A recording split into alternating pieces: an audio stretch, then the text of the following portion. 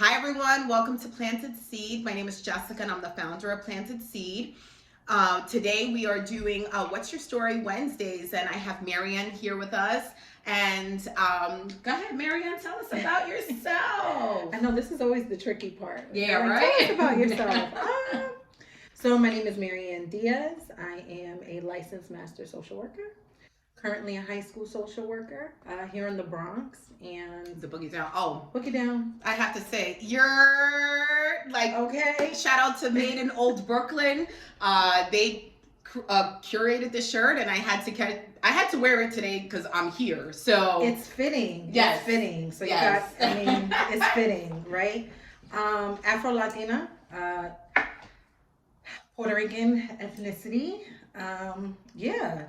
Just a dope person doing dope shit. That's all we do. That's all we can do, Oh, right? can I curse? You can do whatever you want, honey. Sorry. No, you're so good. We're adults, you Okay. know. And like kids, they have worse mouths than us, you know. So pretty much with this interview and how I've been interviewing people is to try to give some encouragement and some enlightenment to teens, because right now where we are, you know, we have to plant a seed in them, because this generation is going to be taking care of us. And not only that, they need to also break some generational curses and, you know, really hone down into their authentic self. And it's just a lot of things. So can you just tell me a little bit about like how your high school experience or your teenage years were? Oh gosh. When I look back on it, definitely definitely trying to come into my own, but really not trying to be too loud, too boisterous, just really playing the respectability politics. Gotcha. You know? Yeah. Education was always super important, but I just didn't feel like I had the opportunity to really explore, Right. fail a little bit, you know. Definitely a very insecure place. Well, that's what I was gonna say. Like, what struggles? Yeah. Like, how? Like, tell me about a struggle or something that you faced. You know, I think just being really insecure about my looks, not having my blackness validated, right? So constantly struggling with like, and at the time I had long curly hair, so I love the hawk. Yes, I got the hawk going today. love it. But you know, just having to have the straight hair. Yes. You the know, tame, the relaxers, relaxers, the hot rollers. Oh. Even being a curvy, yes, you know, teen, I definitely developed. I mean, 5th grade, I was already developed, and so being a curvy teen, embracing who I was fully, being authentic in all of it, I just didn't even come to terms with any of that. Right. So it was super awkward. Like if I wanted to try out for a new club, if I wanted to try to, I don't know, start an initiative, I just constantly questioned my voice. Right. Because no one ever said, baby girl, you have the power. You can do what you want to do. Failure is a part of the experience. It's okay. You know, get back up, dust yourself off. Wow. None of that. You know, not in that context. I think if anything, I was just affirmed for being a smart kid. Like, oh, you're really smart. And it was like, okay, but I got more. Right. You know? I have more to me. This is my voice. Right. Like, this is what I want to do, you know, things like that. So did you have any role models at that time? I mean, you could say in person or famous or anything like that. I don't know if I necessarily had one specific role model, but I think I had a pretty good eye for good energy. Yeah. So I would just want to align myself with that. So, I mean, multiple teachers that, you know, I felt saw me, you know. And pushed you. Yeah. And really was intentional about knowing my story. Right. Like I wasn't just another kid. Or statistic. No. And that's something that is I mean, even myself, I can agree with you on that I had some really tough teachers who I'm still in touch with, that they're amazing souls, and they really saw what was there, you know, like the person themselves. Yeah. I'll never forget one high school experience, and I won't go into too much detail, but I definitely engaged with some things, and afterwards had to go to class. Right. And my teacher at the time questioned it. And of course I denied it. Like, no, I don't know, that's not it, you know, whatever. And he took my denial for what it was worth. Right. And just said, you know, I think I might have said, oh, I'm not feeling well. And, you know, I took something, right, you know, right. during lunch. And so he said, I hope you're feeling better. Mm. But the way that he managed it, the way that he didn't automatically go to accusing me, it allowed me to really self-reflect. And then I felt horrible because I felt like I took advantage of that relationship. And so a couple days later, I did apologize to him for that. And he was like, it's all a part of the learning experience. That's it. And that was what I appreciated. Like, you know, yes, you know, and as an educator, you know, we're both in the field of education. You know, we get it. We want to push our babies and we want to make sure that they are academically equipped.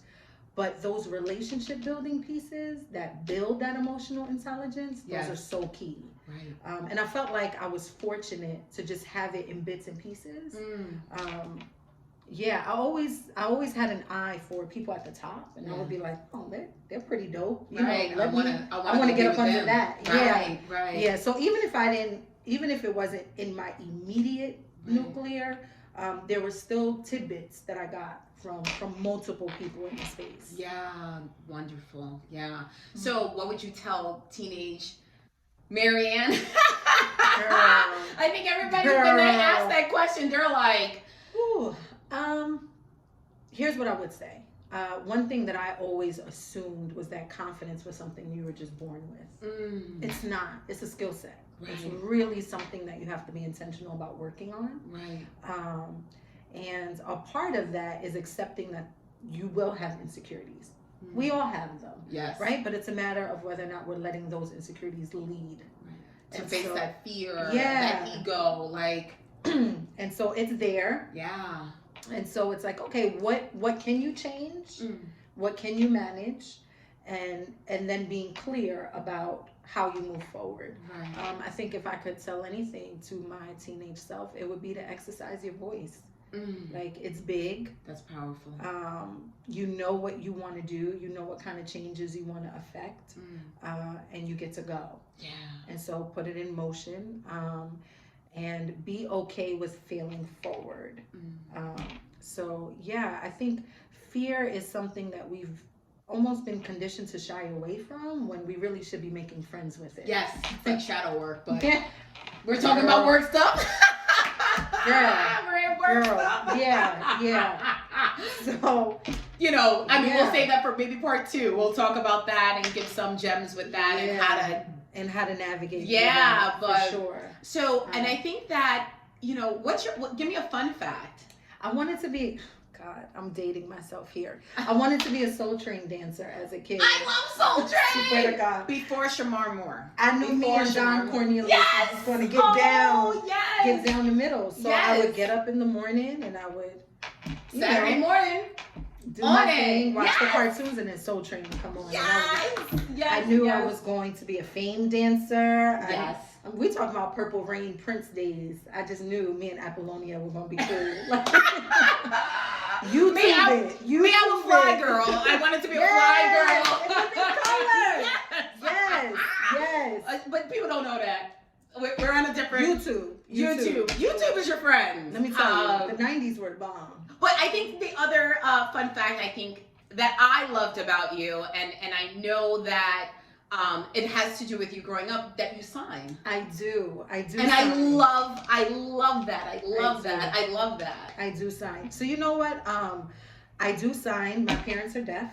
Wow. So American Sign Language was my first language. So before I even started speaking, I was signing first. Wow. Yeah, and you know, my parents, they did the best they could with what they had. You know, there was a lot of language deprivation for them because they didn't start communicating until they started school. They came from families that did not sign. So family functions, if you could imagine, the cookout, holidays. You had to figure it out. They're sitting in silence, and my brother and sisters and I were interpreting for them. You know, so that also is a large reason why I didn't know how to exercise my voice. I don't think I had it modeled for me in the way that I needed at the time. And now that I'm an adult, I see how powerful my parents are. Right. But at the time, I didn't make those connections. Yeah. So I think if I could tell my younger self anything, it would definitely be that my mom was a woman before she was my mom. So I think understanding her story, all of that stuff has definitely gotten me to where I am today. Right. But sign language was our first language. You know, my sisters and I, you know, that's how we rocked. We had our own separate, I love it. Your own little separate communication. That's because I feel like ASL is just not. I mean, now it's becoming a lot more, which I'm loving that, and I love everything to do with that, and especially when, you know, I'm half Italian. In order to keep me shut, you kind of gotta sit on my hands. Sit on my hand. How do you keep an Italian quiet? Sit on your hands. So, you know, with that being said, with you saying to have a voice, what are you working on now? Obviously, this is how we met. During one of her well, I don't even think the first time you spoke. I think it was the second time that I was just like, all right, we got to connect. We got to link. We have to network. You know, matter of fact, the first time I did speak, it was the second time that I didn't speak. Yes. Yep. And then that's how we linked on got the it. second one. Yes. So what am I doing now? You know what? That's a great question. I think I am going back to the state of who I was before trauma entered. Oof. So getting an idea of like who, I feel like everybody is born with a purpose. They do. And a gift. And it's really up to those who are rearing them to kind of help identify and focus that. Yeah. And then trauma happens. Yes. And things get in the way and you forget. And so for me, I think I'm going back to the basics. That's it. I'm going back to the That's basics. Yeah. Going back to the basics. And I've always had a heart for people. I've always had a heart for social justice. I've always had a heart for calling things out, naming it what it is so that we can figure out how to heal from it as a people. Right. Solution focused. But before I can even think about community, I got to think about myself. Right. And because you can't put that I gotta out think, there. No, I gotta think about myself, my connection to the spirit in me and what's leading me and where it's going. So these days I'm connecting with me. I'm taking some time for me, but it's always going to be purposed in our young people. Right. I have Being such a service. heart. Yes. Yeah. Of our young scholars. I mean, our young people are amazing. They are. They're fearless. They see things in a way that, you know, we've been limited by the time we get to be of adult age. Yes. You know, and the revolution is left to the young. And I want to be able to pass the baton in a transformative way. Right. Not in a transferred way. Because trauma, you know. Right. Trauma not transformed is trauma transferred. And I don't want to do that. Well, thank you so much for this opportunity. Absolutely. Thank you. Thank you guys for watching. Obviously, we are with What's Your Story Wednesdays, always interviewing someone that is doing in service or working with the community, and MaryAnn is definitely one of those. Thank you so much. I'm so grateful, and I definitely want to let you know you can follow us on Instagram at Planted Seed Group, and also you can check out our website at planted-seedgroup.com. Talk to you soon. Bye.